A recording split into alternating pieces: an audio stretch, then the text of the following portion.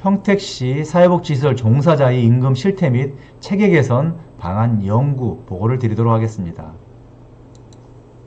목차입니다. 연구 필요성입니다. 사회 변화에 따른 돌봄 서비스의 욕구가 증가하고 있습니다. 이에 정부 및 지자체에서 복지 서비스에 대한 책무성이 증가하고 있고, 이에 따라서 양질의 복지 서비스 제공을 위한 사회복지 시설 종사자의 처우 개선이 요구되고 있습니다. 또한 소관부처별, 시설 유형별 임금 격차 개선에 대한 필요성에 대한 목소리가 지속적으로 나오고 있습니다. 전국 기초단체 복지재단을 포함한 사회복지시설 종사자의 이와 같은 단일 임금 체계 구축은 평택시를 비롯한 전국 사회복지시설 종사자가 지속해서 요구한 사항입니다. 연구 목적입니다. 본 연구는 복지재단들을 포함해서 사회복지시설 종사자의 동일 임금 원칙을 적용해서 궁극적으로는 그들이 처우 개선과 신분 보장에 기여하는 것을 목적을 두고 있습니다. 연구 내용입니다. 주로 광역시에서 수행한 용역을 토대로 해서 임금 단일제 실태 분석을 했습니다. 충남, 충북, 대전, 인천, 서울 등을 분석을 하였습니다. 전국 기초단체 복지재단 임금 실태를 양적 조사와 그리고 FGI 같은 질적 조사를 하였습니다. 델파이입니다. 이를 통해서 단일 임금제 안을 제시를 하였습니다. 사회복지시설 임금체계 현황입니다. 보건복지부의 인건비 가이드라인은 사회복지시설 종사자 인건비 가이드라인을 준용하며 여성가족부의 인건비 가이드라인은 여성가족부의 가족사업 안내서에 제시된 임금체계를 준용하고 있습니다. 사회복지시설 종사자와 공무원의 임금 수준을 비교한 결과 대략 사회복지시설 종사자의 월급여가 공무원의 91% 수준으로 나타났습니다. 또한 중앙정부 소관부처별 종사자 인건비를 분석한 결과 기본급 가이드는 보건복지부 소관 종사자가 월평균 258만 5천원, 여성가족부 소관 종사자들이 월평균 218만 7천원으로서 보건복지부 소관 종사자들이 약 18% 정도를 여성가족부 소관 종사자들보다 좀 많이 받는 것으로 나타났습니다. 사회복지시설 및 복지재단이 급여체계의 문제점입니다. 첫 번째, 사회복지시설 종사자 인건비 가이드라인이 부재하고 있다. 두 번째, 인건비 가이드라인은 있는 시설들이 있지만 이런 보건복지부 인건비 가이드라인보다 낮은 수준이거나 가이드라인에 맞추어 지급하지 못한 사례가 있었습니다. 같은 직능단체 협회 내에서도 시설 유형과 종류에 따라 인건비 가이드라인이 다른 경우가 있었습니다. 법률과 지침에 의한 수당 지급을 못하는 시설 또한 존재하였습니다.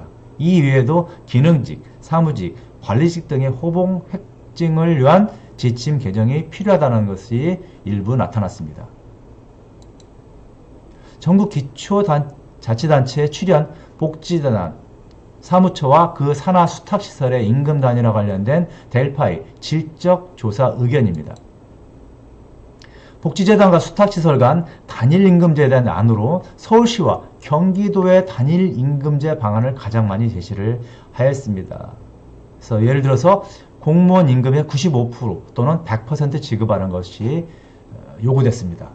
이와 같은 방안을 모색하기 이전에 고려해야 할 것은 예산부서와 각기 다른 시설들의 소관부서 합의가 이루어져야 한다는 점에 있었습니다. 또한 소관부서에서 각 시설의 사업비 설정할 때 국비, 도비, 시비의 비율로 예산이 설정되는 만큼 인건비 추가분에 대한 시비 확보가 이루어져야 하기 때문에 이에 대한 입법 또한 고려를 하여야 했습니다.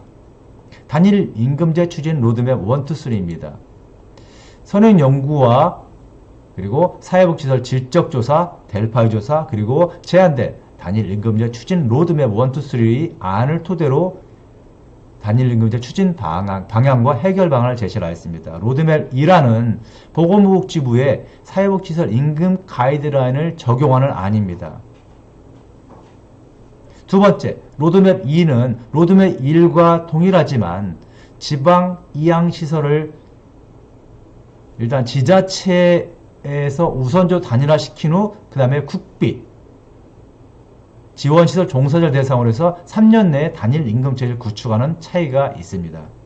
로드맵 3는 공무원급여의 95에서 100%를 적용을 안으로써 2022년 종사자 직급별 공무원과 비교직급 설정으로 종사자 급여 기준을 마련하고 이후에 수당체계가 보통 평균 12종에서 13종 정도 있더라고요. 그래서 7종으로 통일하고 국비와 시비를 단계적으로 적용하는 안입니다.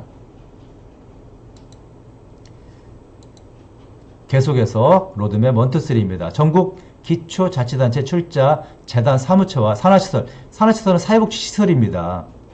경력 인정이 달라야 된다는 것입니다. 추진 로드맵 1, 2, 3의 경우 지자체와의 협의 과정에 시간이 많이 소요될 수 있습니다.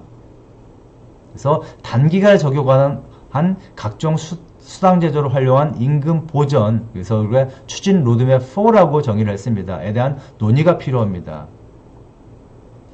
본 보고서에 제시한 단일임금제 추진 로드맵 1, 2, 3의 경우 현재 임금 수준의 5에서 10% 정도의 증액이 매년 추정이 됩니다. 증액이.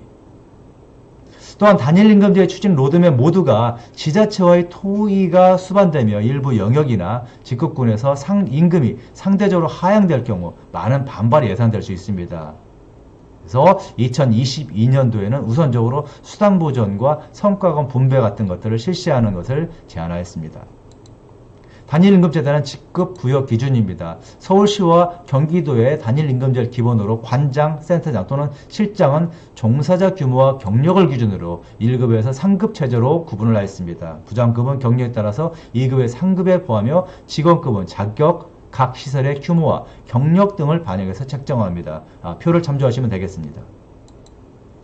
단일임금제 추진 로드맵 4입니다. 1, 2, 3으로 바로 가기가 어렵기 때문에 중간 단계로 2022년도에는 이와 같은 방법이 적절하다고 판단이 됩니다.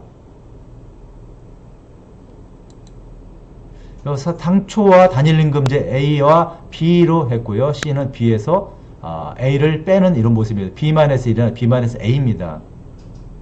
그래서 현재 평택복지재단을 기준으로 해가지고 단위가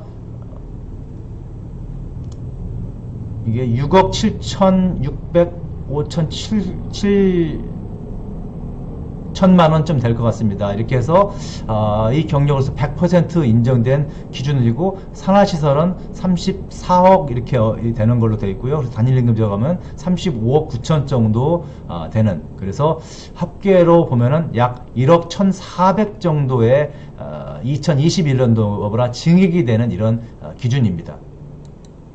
단일임금제 추진 로드맵 1, 2입니다. 그래서 보건복지부 기준으로 해서 적용하는 추계안이고요. 2022년도는 방금 말씀드린 대로 1억 1,400 정도가 증액이 되는 것을 동일하게 했고요. 2023년도에는 이거보다 3억 정도, 그리고 그 다음에는 4억 6천 정도, 그 다음에도 약 4억 정도가 증액되는 기준으로 적용된 안입니다. 단일임금제를 추진 로드맵 3입니다. 기준은 가장 선호하는 방법이었고요. 공무원 급여 수준의 95% 그리고 100% 인상 기준으로 맞추자라는 그런 로드맵입니다. 그래서 2022년도 동일하게 1억 1,400 평택복지재단 기준으로 적용한 겁니다. 그래서 1억 1,400 정도를 증액을 하고 2023년도에는 공무원의 임금의 95%를 적용하고 2024년에는 공무원 임금 100% 적용하되 국비시설에 단일임금 적용하고 2025년도에는 12시설까지 단일임금을 적용해서 2025년도 이후로는 공무원임금의 100% 그리고 국비 12 모든 시설들이 단일임금제가 완성이 되는 그런 해라고 보시면 될 것 같습니다.